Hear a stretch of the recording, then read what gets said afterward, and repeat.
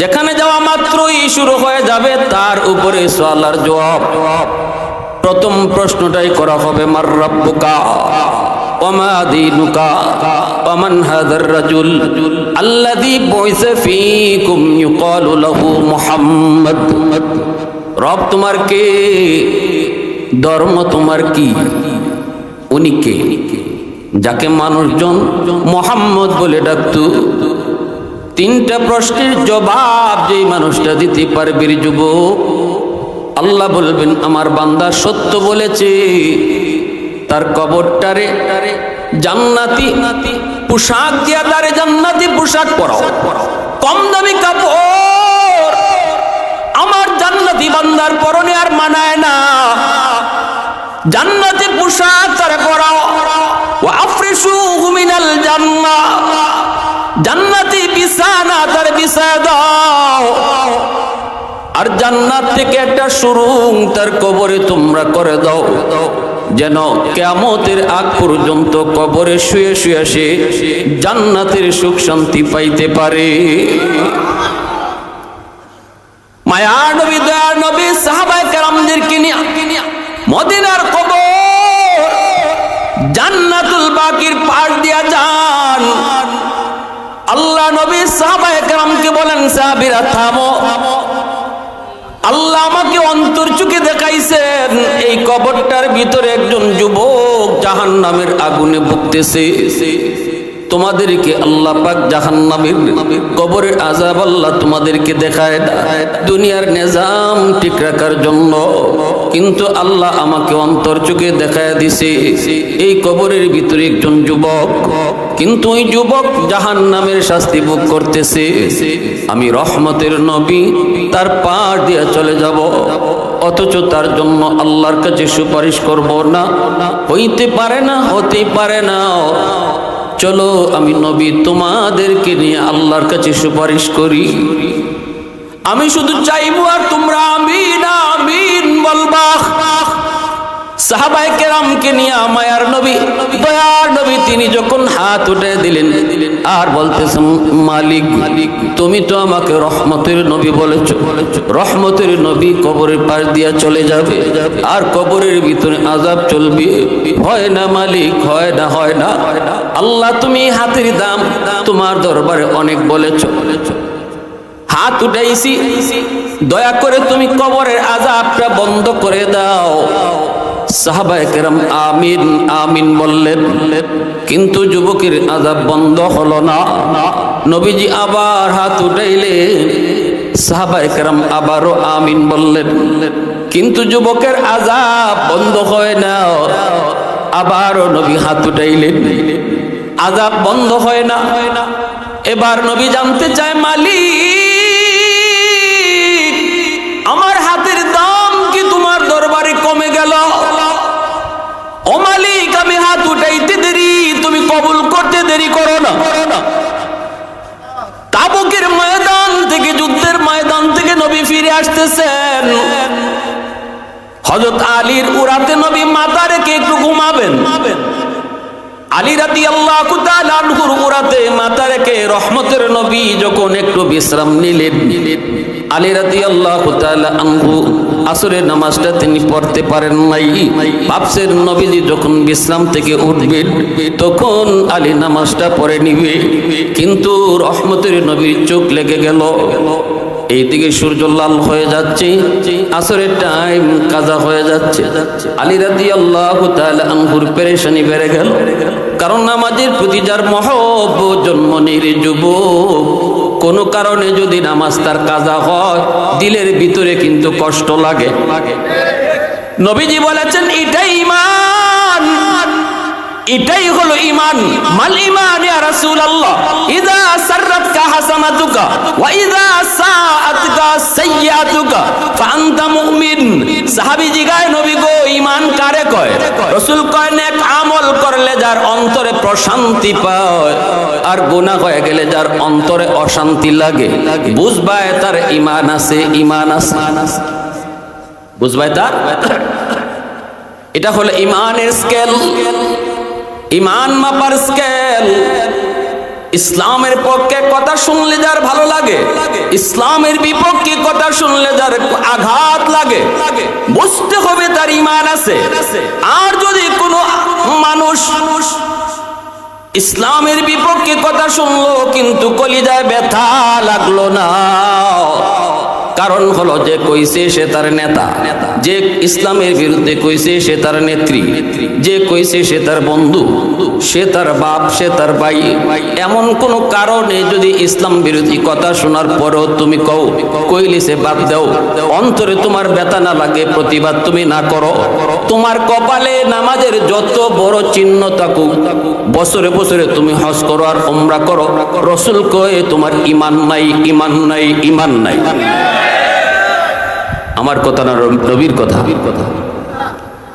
আমার নেতায় কইছে এজন্য আমি চুপ, অথচ আমার আল্লাহর বিরুদ্ধে, রসুলের বিরুদ্ধে, ইসলামের বিরুদ্ধে। আল্লাহ রসুল কয় তোমার কপালে নামাজ পড়তে পড়তে কপালে কর ফালাইয়া দিল, আমি রসুল বলতেছি আলামতে কয় তোমার ঈমান নাই, ঈমান নাই।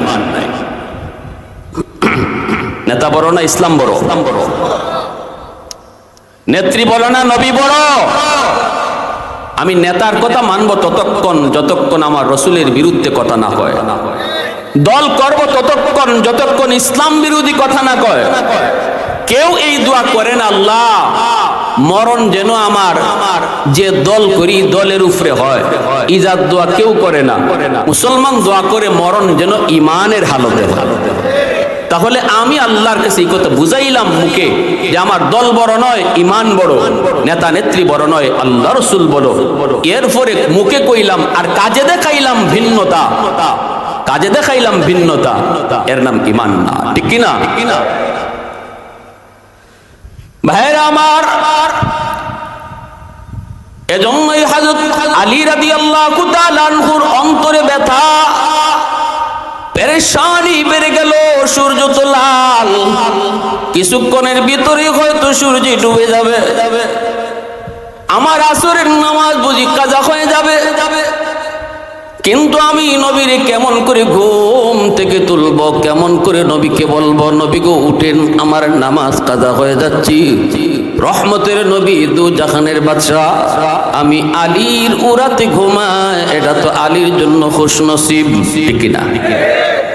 দু জাহানের বাদশা আলীর উরাতে ঘুমায়, এটা তো আলীর জন্য বড় খুশনসিব। কেমনে নবীর ঘুম ভাঙ্গাবো, কেমন করে আমি নবীর ঘুম ভাঙ্গায় কষ্ট দিব? এমনি আলীর মন আলীরে কয়, আলী না রে আলী, সাবধান, দু জাহানের বাদশার ঘুম ভাঙ্গাবি না, কষ্ট দিবি না, প্রয়োজনে তোর নামাজ কাজা হয়ে যায়, হয়ে যাও, তবুও রহমতের নবীর ঘুম ভাঙ্গাবি না। কাজা হয়ে গেল নামাজ, সূর্য ডুবে গেল, নবীজির ঘুম ভাঙলো। নবী আলীর চেহারার দিকে তাকায় বুঝে গেছেন কিছু একটা ঘটছে। নবীজি বলতেছেন, আলী কি হইছে, চেহারা এমন কেন? কয় নবী গো আমার আসরের নামাজ পড়া হয় নাই। কেন? কয় আমি মনে করেছি আপনি উঠে যাবেন, কিন্তু আপনার চোখ লেগে গেছে, এজন্য আমি আর আপনারে ডাক দেই নাই। নবীজি বলতেছেন, আলী রে কেন তুমি আমাকে ডাক দিলি না? আলী কয়, ইয়া রাসূলুল্লাহ, আপনার ঘুম ভাঙায় কষ্ট দিতে আমার মন মানে নাই, এজন্য আমি আপনারে ডাক দেই নাই গো নবী। দু জাহানের বাদশাহ আমি আলীর উরাতে ঘুমাই, কেমন করে আমি ঘুম ভাঙায়া নবীকে কষ্ট দেই? এই কথা শোনা মাত্রই নবীজি হাত উঠায় দিছে, হাত উঠাকো, আসমানের মালিক, ও সূর্যের মালিক, আমার আলীর আসরের নামাজ কাজা হইছে, তোমার সূর্য ডুবে গেছে, তোমার বন্ধুর আরামের জন্য ও মালিক আলী নিজের ইচ্ছায় নামাজ কাজা করে নাই, আমি তোমার বন্ধু হাত উঠায় দিলাম। সূর্য যদি তোমার কথায় চলে, ডুবন্ত সূর্য আবার তুমি আকাশে উঠাও, ডুবন্ত সূর্য আবার আকাশে উঠাও, আমার আলী যেন যথা টাইমে নামাজ আদায় করে নেয়। রদ্দ শামস কিতাবের ভিতরে লিখেন, আমার আপনার নবী হাত থাকতে থাকতেই আল্লাহ পাক ডুবন্ত সূর্য আবার আকাশে আল্লাহ উঠা দিছে। والليل में खे जुल्फ मोहम्मद का तरन्नुम والليل में खे जुल्फ मोहम्मद का तरन्नुम والشمس में रुखसाराए अहमद का तरन्नुम والفجر में खे सुबह रिसालत की बशारत والعصر में खे दौर नबूवत की बशारत हर फूल में गैरूए मदीना का तबस्सुम शाखों की लचक में बेक़दा का तकल्लुम यासीन से मौला ने कभी उनको पुकारा यासीन से मौला ने कभी उनको इशारा ये रमज़ो है कुछ आशिक़ माशूक़ के माबैन समझाए जिन्हें खल्क़ में अक्सर वर कौनैन समझाए जिन्हें खल्क़ में अक्सर वर कौनैन मुसलमान आवाज़ को अल्लाहु अकबर হয় নাই আরো জোরে আল্লাহু আকবার আরো জোরে আল্লাহু আকবার যেই নবীর তো হাতের তো দাম ওই নবী তিনবার হাত উঠাইছেন কবরে আযাব আল্লাহ বন্ধ করে না এইবার নবী জানতে চান মালিক হাতের দাম কি কমে গেল আল্লাহ কয় না বন্ধু হাতের দাম কমে নাই এই যুবকের মা এখনো দুনিয়ায় জীবিত মার কলিজায় ব্যথা মারে মারছে মার গায়ে এখনো মাইরের দাগ আছে মরণের সময়টাতেও সন্তানরে মায় মাপ দেয় নাই এজন্য আমি আল্লাহ সিদ্ধান্ত নিয়েছি যতক্ষণ পর্যন্ত তার মা তার মাপ না দিবে আমি আল্লাহ কারো সুপারিশ কবুল করব না তোমার সুপারিশও কবুল করব না আযাব আমি বন্ধ করব না এই কথা শোনা মাত্রই নবীজি হাত নামায় ফেললেন আমার আপনার নবী রহমতের নবী উম্মতের কান্ডারি নবী সাহাবীদের কি বলেন সাহাবীরা দৌড়ে যাও যায় তার মাকে আমার সালাম জানাও মহিলা আসলে পরে নবী কই মা গো কবরটা চিনোনি মহিলা চোখে পানি ফেলে কান্দার কই নবী গো এই কবরটা হলো আমার সন্তানের কবর নবীজি বলতেছেন সন্তান বুঝি তোমার অনেক কষ্ট দিয়েছে তোমার কলিজায় নাকি অনেক ব্যথা আমি দুই জাহানের বাদশা রহমতের নবী উম্মতের কান্ডারি নবী আল্লাহর কাছে হাত উঠাইছিলাম একবার নয় গো মা তিনবার তোমার সন্তানের আযাব বন্ধ হওয়ার জন্য হাত উঠাইছি কিন্তু আমার দোয়া আল্লাহ কবুল করে না আমার সুপারিশ আল্লাহ কবুল করে না আল্লাহ জানায় দিয়েছে তুমি মা যতক্ষণ পর্যন্ত তারে ক্ষমা না করবা আল্লাহ তার কবরের আযাব বন্ধ করবে না তাহলে বোঝা গেল বাপ মার অবাধ্য সন্তান কবরে যাওয়া মাত্রই তার কবরের আযাব শুরু হবে নবীজি বলতেছেন মা গো 10 মাস 10 দিন তুমি তো তারে পেটে নিয়েছো মাফ করে দাও মহিলা তখন মাথাটা নিচের দিকে দিয়ে দিল কথা কয় না হাও কয় না নাও কয় নবীজি আবার বলতেছেন মা একটু দয়া করো সন্তানের উপর রহম করো তুমি মাফ না করলে তার আযাব বন্ধ হবে না মাথাটা উঠায়া চোখের পানিটা মুইচা অনেক শক্ত হইয়া নবীজির দিকে তাকায় কয় নবী গো আমি কি আমার পিঠে মাইরের দাগ দেখাইমু আমি কি আমার পিঠে মাইরের দাগ দেখাইমু না গো নবী আমি এরে মাফ করবো না বউয়ের কথায় আমি মারে মারতো আল্লাহ নবীর চোখ থেকে দরদর করে পানি পড়ে নবীজি কান্দে আর কয় মালিক আমি তো আমার মারে পাই না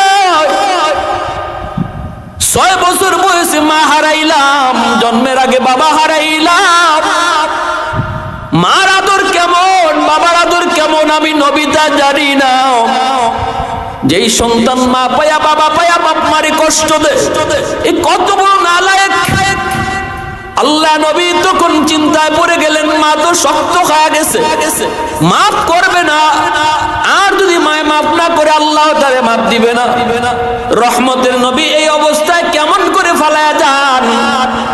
নবীজি কিং কর্তব্য বিমূঢ় হয়ে পড়লেন। এবার রাসূল একটা চিন্তা করলেন, মার দিল কেমন করে নরম করা যায়, শক্ত দিলটা কেমন করে নরম করা যায়। এবার নবী বলতেছেন, মা গো, ও মা, শক্ত হয়ে গেছে তোমার দিলটা, কবরের আযাবটা তুমি দেখতেছো না, আমি দেখতেছি। এবার রাসূল আল্লাহর কাছে আবদার করে, মালিক, আমার মন বলে কবরের আযাবটা যদি তুমি মার চোখেও আমার মতো দেখায় দাও। মা যদি নিজের চোখে সন্তানের কষ্ট দেখে, আমি নবীর মন কয় মার দিলটা নরম হয়ে যাবে। আল্লাহ, তুমি আমার এই সুপারিশটা কবুল করো, কবরে আযাবটা মার চোখেও তুমি দেখা দাও। তখনই আল্লাহ কয়, ঠিক আছে বন্ধু, তোমার এই সুপারিশ আমি কবুল করলাম। এইবার কবরের আযাবের দৃশ্য আমার নবী যেভাবে দেখতেছেন, মায়ও নিজের চোখে দেখতেছি। চোখের সামন থেকে আল্লাহ পাক কুদরতি পর্দা দুজনে সরায় দিলেন, মার চোখের সামন থেকে আল্লাহ সরায় দিলেন। এমনি মা দেখতেছি কবরের ভিতরে সন্তান আগুনে পড়ে সাপের কামড় খায়, আর মা মা কয়ে চিৎকার করে কাঁদতেছি, কারণ আযাবটা বুক করতেছে কেন এটা সে বুঝতেছে। মা মা কয়ে চিৎকার করে কাঁদতেছি, মা গো মা, মাফ করুক মা। এই দৃশ্যটা দেখা মাত্রই দুঃখিনী মার দিলটা নরম হয়ে গেছে। চিৎকার দিয়া মায় কয়, নবী গো, ওগো নবীজি, আমার মনে কোনো কষ্ট নাই, আমি আমার সন্তানকে মাফ করে দিয়েছি। আল্লাহকে কোন আমার সন্তানের আযাব যেন আল্লাহ বন্ধ করে। সাথে সাথে আল্লাহ পাকের পক্ষ থেকে কবরের আযাবটা আল্লাহ পাক বন্ধ করে দিয়েছে। এজন্যই বলতেছিলাম রে যুবক, কবরের আযাব, কবরের সুখ দুঃখ এটা চিরন্তন সত্য। তুমি আমি চোখে দেখি আর না দেখি, আল্লাহ আমাদেরকে দেখায় না, কিন্তু আমার আপনার নবীর আল্লাহ পাক অন্তর চোখেও আল্লাহ দেখাইছে। ঠিক কিনা জোরে কও। এই কবর জগৎ কারো জন্য হবে জান্নাত, কারো জন্য জাহান্নাম। 3 সওয়াল 3 প্রশ্নের জবাব দিতে পারছো, কবর তোমার জন্য জান্নাত। যদি 3 প্রশ্নের জবাব তুমি দিতে না পারো, তাহলে জাহান্নাম। এরপরই ভাইরা বন্ধুরা, তোমার শুরু হয়ে যাবে হাসরের ময়দানের পরে তোমার হয়তো ফয়সালা জান্নাত নয়তো জাহান্নাম। সর্বনিম্ন যেই মানুষটারে আল্লাহ পাক জান্নাত দিব, এই মানুষটারও আল্লাহ পাক 10 দুনিয়ার সমান জান্নাত দেলাইব। কয় দুনিয়ার সমান? জোরে কও, আরেকটু জোরে কও, কয় দুনিয়া? 100 টাকা জায়গা লইয়া তুমি আরেকজনের উপরে মামলা করে দিছো, ক্ষমতার বলে শক্তির বলে 150 টাকা জমি লইয়া তুমি আরেকজনের উপরে জুলুম করেছো।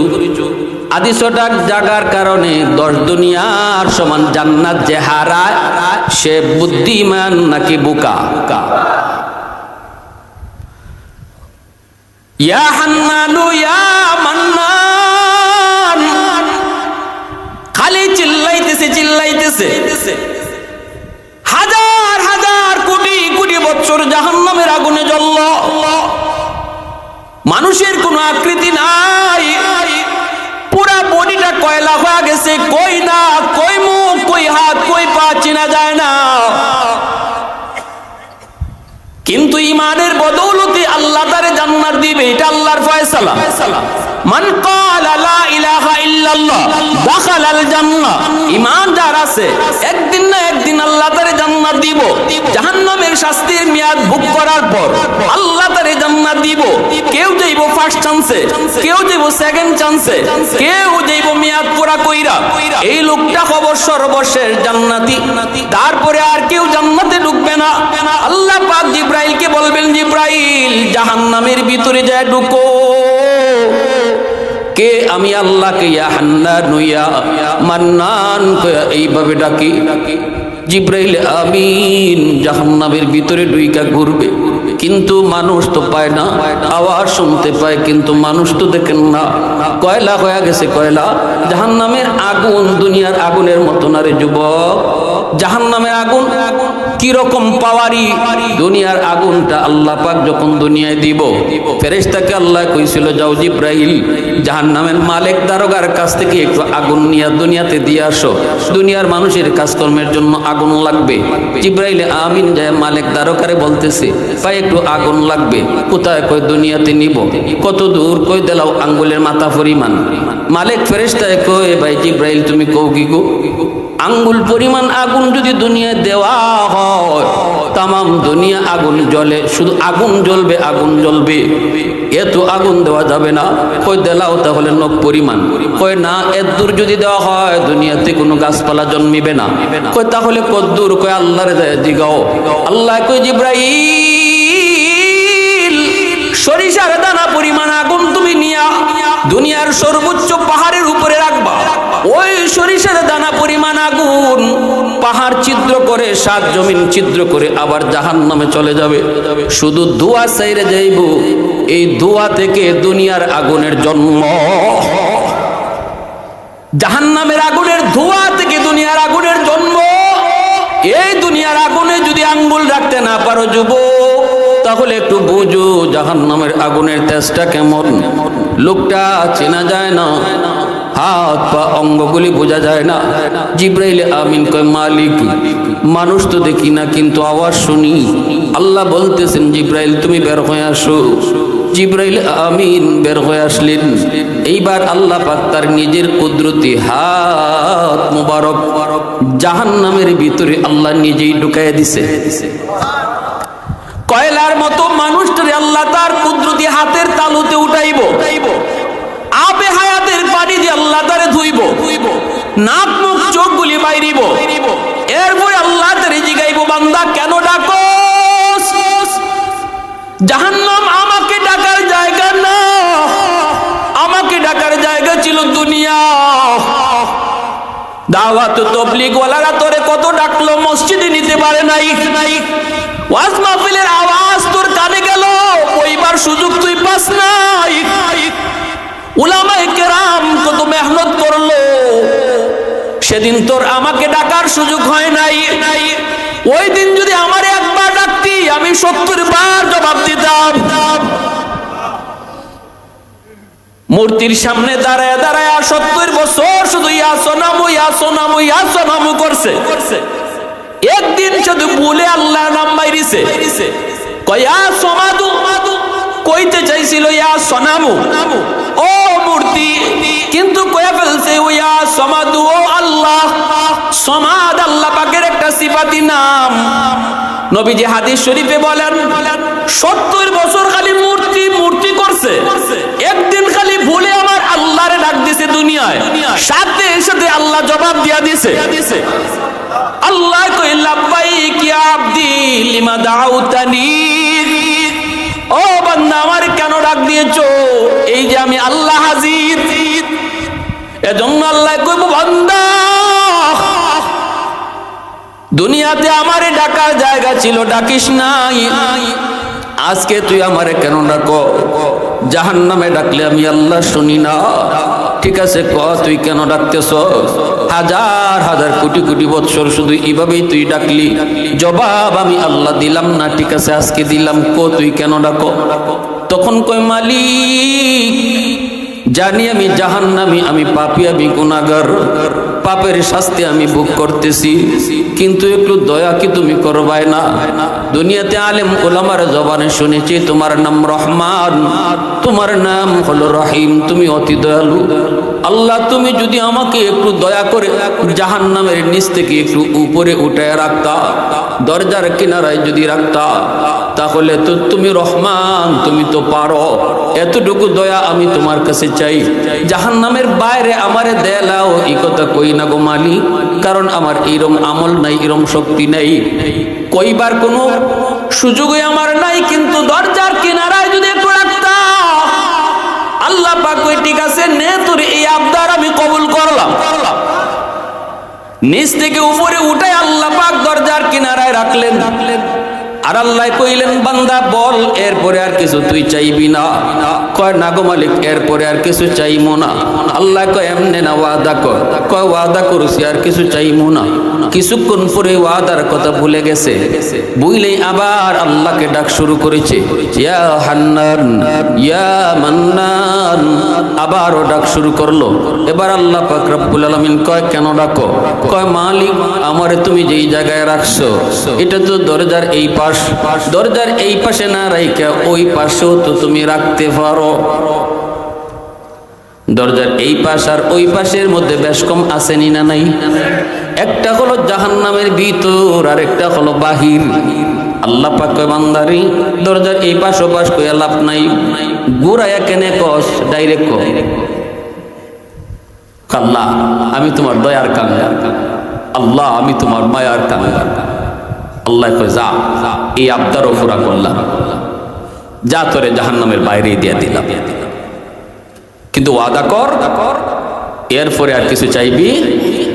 আল্লাহ ওয়াদা করছি, আর কিছু লাগতো না, বাইরে যাইছি, আর কি লাগে আল্লাহ, আমি তুই এতটুকুরও পাও না। না কি জাত কথা কয়। এরপরে আল্লাহ কয়, ঠিক আছে মনে রাখিস, একটু পরে ভুলে গেছে। দূরে তাকায় দেখে জান্নাতের গেট, জান্নাতুল ফেরদাউস, জান্নাতুল মাওয়া, জান্নাতুন নাঈম। জান্নাতের গেটগুলি দেখে আবার আল্লাহকে ডাক শুরু করছে, ইয়া হান্নান ইয়া মান্নান। আল্লাহ আবার কই, বান্দা আবার কেন ডাকো? কি চাস? ওয়াদা না করছে? কয়, মালিক আমারে তুমি যেই জায়গায় রাখছো এই জায়গাটা জাহান্নামের ভিতরেও না, জান্নাতের ভিতরেও না, এমন এক জায়গায় তুমি আমারে রাখছো, এখানে রাখা যায় কথা, জান্নাতের গেটের পাশে নিয়ে রাখা এক কথা। ওই আল্লাহ তুমি আমাকে এই জায়গায় না রাইখা জান্নাতের গেটের পাশে যদি একটু রেখে দিতা গো, আমি তো তোমার দয়ার কাঙ্গাল। আল্লাহ কয়, ওয়াদা না করছিলি আর কিছু চাইবি না? কয়, মালিক তুমি রহমান, তুমি রহিম। সুবহানাল্লাহ। আল্লাহ পাকেরও মানসা, আল্লাহ তারে জান্নাত দিত, কারণ ঈমান আছিল, আর এবং সেই সর্বশেষ জান্নাতি। এরপরে আর কোনো লোককে আল্লাহ জান্নাতে ঢুকাবে না। জাহান্নামের দরজারে আল্লাহ সিলগারা মারবে, জান্নাতের গেটও আল্লাহ সিলগারা মারবে। চিরকাল জাহান্নামীরা জাহান্নামে থাকবে, আর জান্নাতীরা চিরকাল জান্নাতে থাকবে। এই লোকটারে জান্নাতে দেওয়ার পরেই সুবহানাল্লাহ গেটের পাশে নিয়ে রাখলেন। আর আল্লাহ কইলেন, বান্দা দেখিস আর কিচ্ছু চাইস না? না গো মালিক, আর কিছু চাইতাম। কিছুক্ষণ পরেই দেখা গেল সে জান্নাতের গেটের পাশে গিয়া শুধু ছিদ্র খুঁজে, ফাঁক ফুকনি আছে। জান্নাতের ভিতরে আল্লাহ কি রাখছে এটা দেখার জন্য শুধু ছিদ্র খুঁজে, ডানে বামে খুঁজি। আল্লাহ তো সব দেখতেছে, ঠিক না? আল্লাহ পাকের মানসা হলো আল্লাহ তারে জান্নাতের ভিতরের নাজ নিয়ামত এক পলকের জন্য আল্লাহ তারে দেখাইব।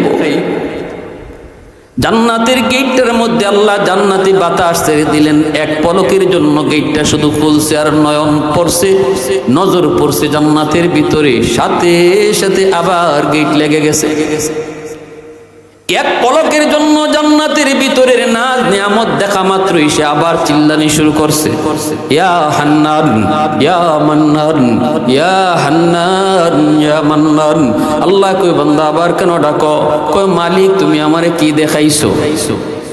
আল্লাহ আমারে তুমি কি দেখাইছো? ও মালিক আমি তো দেখছিলাম না, ভালো আসলাম, দেখে তো পাগল হয়ে গেলাম। আল্লাহ তুমি আমারে কি দেখাইছো? আল্লাহ পাক রব্বুল আলামিন হাদিসে কুদসিতে আল্লাহ নিজে কয়, আদাতুল ইবাদিয়াস সালিহিন মা লা আইনুন রাআত ওয়ালা উযুনুন সামিআত ওয়ালা খাতারা আলা কলবি বাশার। জান্নাতের ভিতরে এমন আরামায়েশ আমি রেখেছি, বান্দা তোমার চোখ কোনোদিন দুনিয়াতে এটা দেখে নাই। এত আরাম, এত আয়েশ কান কোনোদিন বর্ণনাও শুনে নাই। এমনকি এত আরামায়েশের কল্পনাও তোমার অন্তর কোনোদিন করে না।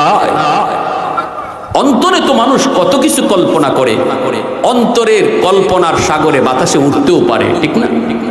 কতজন কল্পনা করে রাজধানীরে বিয়ে করবে, রাজকন্যারে বিয়ে করতেছে। কল্পনা করলে দোষ কি? এখানে কি তারা পুলিশে নিয়ে দিব? কল্পনা করতে করতে হে যা মন চায় তা হোক না, কিন্তু আল্লাহ কয় আমি জান্নাতে কি রাখছি তুমি কল্পনা কইরা ওই জায়গায় যাইতে পারবা। আওয়াজ দিয়ে কোন না সুবহানাল্লাহ। হাই রে, যুবক, আমরা দেখি না বলে কথারে গুরুত্ব দেই না, অথচ আমার রসুল নিজে বলেন মেরাজের রজনীতে আমি জান্নাত জাহান্নাম নিজের চোখে দেখে আসছি। আমাদের পক্ষ থেকে আল্লাহ তার হাবিবরে জান্নাত জাহান্নাম নিজের চোখে দেখাই দিয়েছে। নবীজি নিজে দেখে আসছেন, আর দেখে আসার পরে রসুল বলছেন কোরআন এবং হাদিসে জান্নাত জাহান্নামের বিবরণ আল্লাহ যা দিয়েছেন আর আমি রসুল যা কইছি, বাস্তবে আমি যা দেখতে আইছি এটা বর্ণনার চেয়ে 99 গুণ বেশি। সুবহানাল্লাহ, আরো জোরে কম। কোরআন হাদিসের আলোচনা তোমরা শুই না, যেভাবে সুবহানাল্লাহ কও, উৎফুল্ল হও, আবার জাহান্নামের কষ্টের কথা শুনে কাঁদো।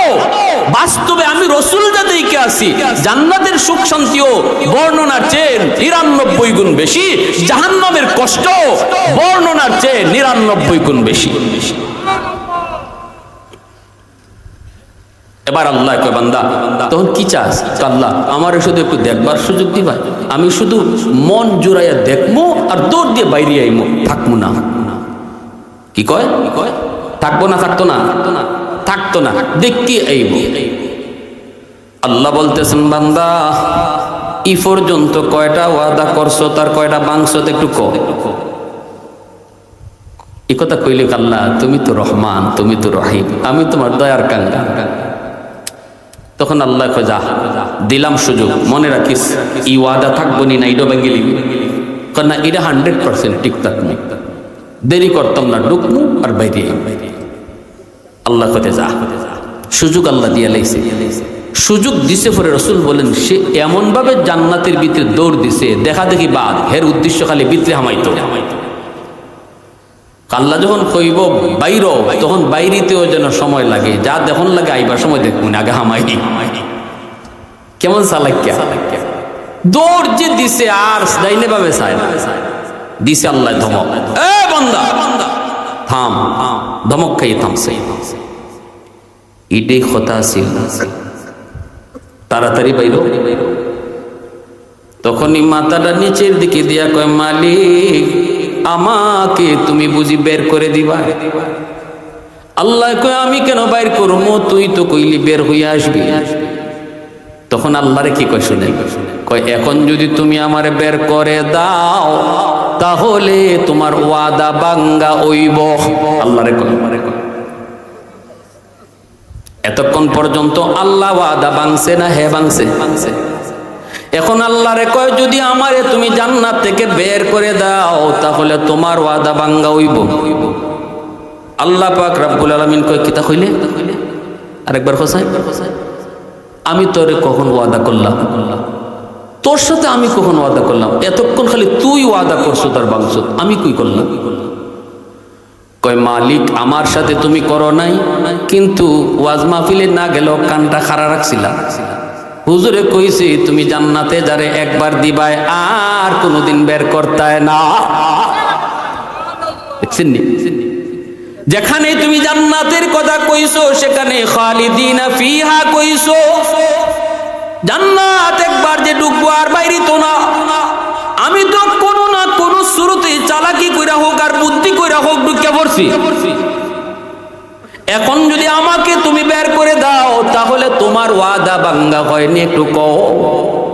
সাথে সাথে আল্লাহ পাক কুদরতি মুস্কি আইসে দিছি। সুবহানাল্লাহ, জোরে পড়ো না।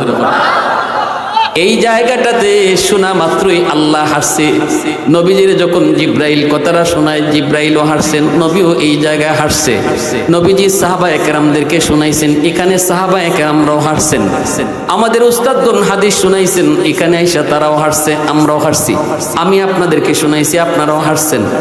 এই জায়গাটাতে আইসে যারা মুস্কি হাসি দিব, আমার নবীর একটা সুন্নতের উপরে আমল হয়ে যাইব। নবীজির একটা হাসির সুন্নত কোন জায়গাটার মধ্যে নবী হাসছেন, এই সুন্নতটাকে আল্লাহ পাক এমন সংরক্ষণ করা করছে কিয়ামত পর্যন্ত এই সুন্নতটা এখানের মধ্যেই জারি থাকবে। ভাইয়েরা বন্ধুরা সাহাবীরা জায়গায় নবী গো আপনি হাসলেন কেন? নবীজি কই আমি হাসমু কেন, এটা আমি আর কইয়া কি লাভ? জিব্রাইল যখন আমার শোনায় আমি দেখি জিব্রাইলও হাসছে। আমি জিব্রাইলে জিজ্ঞেস করলাম ভাই জিব্রাইল হাসছো কেন? জিব্রাইলে কই নবী গো আমার কথা কইয়া লাভ নাই, আল্লাহ নিজে ওই হাসিয়া দিছে। সুবহানাল্লাহ, জোরে কও না। আলহামদুলিমান কদ্দারা খাইরান ওয়া খাবালা,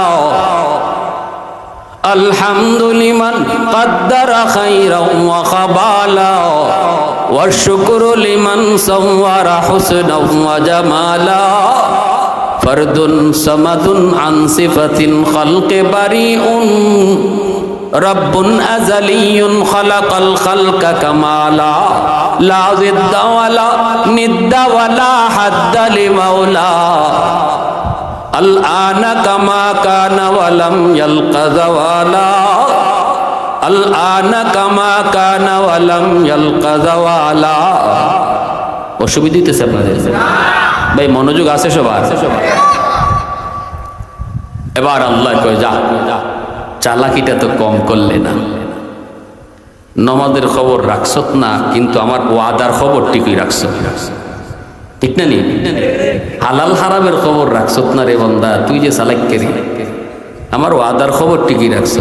তে যেটা শুনছ সেটা ঠিকই শুনছ, আমি আল্লাহ দ্বারে জান্নাতে একবার ঢুকাই আর বাইর করি না। যাও জান্নাত যখন দিছি তো দিছি, যাও যাও তোমারে দিয়া লাইছি। সুবহানাল্লাহ। ইসলামের ভিতরে আনন্দ আছে, হাসিও আছে, কান্নাও আছে, তবে হাসি, আনন্দ, কান্না সব ইসলামের নিয়ন্ত্রণের ভিতরে। ইসলামের নিয়ন্ত্রণের ভিতরে হাসিটাও ইবাদত, ইসলামের নিয়ন্ত্রণের গণ্ডির ভিতরে কান্নাটাও ইবাদত। আর নিয়ন্ত্রণের বাইরে গেলে হাসিও গুনাহ, কান্নাও। বিয়া শাদীর ভিতরে যদি আপনি আনন্দের বিষয়, এই বিয়া শাদীর অনুষ্ঠানটা আনন্দের, ইসলামের গণ্ডি মাইনে আপনি বিয়ের অনুষ্ঠান করেন, অনুষ্ঠানটা ইবাদতের ভিতরে শামিল। কিন্তু আপনি যদি এই বিয়ার অনুষ্ঠানে ডেস্কে বানান, গান বাজান, মাটি সহ কাফান, আর নারী পুরুষকে একসাথে বইয়া খাওয়ান, যেটা ওই তো ছিল ইবাদত, এটা ওই দিব গুনাহ, ঠিক না? মুমিনের জীবনের এমন কোনো কাম নাই যেটা ইবাদতে শামিল না। তার হাঁটা বলো, ঘুম বলো, খাওয়া বলো, হাসি বলো, কান্না বলো, দুনিয়ার সকল কাজ মুমিনের ইবাদত, যদি সেটা ইসলামের নিয়ন্ত্রণের ভিতরে থাকে। রাসূল যে হাসেন নাই তা না, খেজুর লইয়া বইছেন রাসূল মাঝখানে, সাহাবায়ে কেরাম গোল হয়ে বইছেন, নবীজির পাশে বইছেন নবীর দামান হযরত আলী রাদিয়াল্লাহু তাআলা আনহু। আলী রাদিয়াল্লাহু তাআলা আনহু নবীজির সম্পর্কে কি হন? সকলে মাথে নাবা। নবীজি সম্পর্কে কোন মেয়ের বিয়া দিছে? এই পিছন থেকে একজন যুবক, কোন মেয়ের বিয়া দিছেন আলীর কাছে? হযরতে ফাতেমা রাদিয়াল্লাহু তাআলা আনহা, সাইয়্যিদাতু নিসাই আহলিল জান্নাহ, হাসান হুসাইনের মা। সে আলী রাদিয়াল্লাহু তাআলা আনহু বিয়ার আগেও নবীজির সাথে সম্পর্ক ছিল একটা, এটা হলো আপন স্বাস্থ্য ভাই। আলী নবীজির আপন শাস্তলি ভাই। নবীজির আপন শাস্তলি ভাই যদি হযরত আলী হন, তাইলে নবীজির মেয়ে ফাতেমার সম্পর্কে আলী কি লাগুন? সাসা সাসা কি লাগুন? আমরা যারা নবীজি খাতুনে জান্নাতকে সাসার কাছে, তাইলে সাসার কাছে বিয়া দিতেছেন, মানে ফাতেমার সাসার কাছে বিয়া দিতেছেন, এটা কোন সাসা? তাইলে বোঝা গেল সব সাসা কি না, এগানা না। সব সাসার সামনে যাওয়ান যায় না, সব মামার সামনে যাওয়ান যায় না, সব দাদার সামনে যাওয়া যায় না, সব নানার সামনে যাওয়া যায় না, কি না? জোরে কও। এই কথা কওয়ার সুযোগ নাই, আমার সাসা লাগে গেলাম গা। আপন সাসা ছাড়া, আপন মামা ছাড়া, আর যত শাস্তলি সাসা, যত শাস্তলি মামা, সবার সাথে পর্দা করা ফরজ। এটা আমরা মানিনি। না মানার কারণে তো অঘটন ঘটে। আল্লাহ নবী তো আপন শাস্তলি বাইর কাছে মেয়ে বিয়া দিছে, আপন শাস্ত্র বাইর কাছে।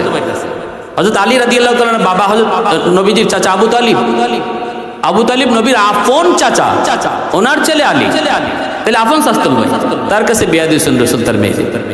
আলী রাদিয়াল্লাহু তাআলা নবীজির পাশে বসা, আর খেজুর খাওয়া চলছে।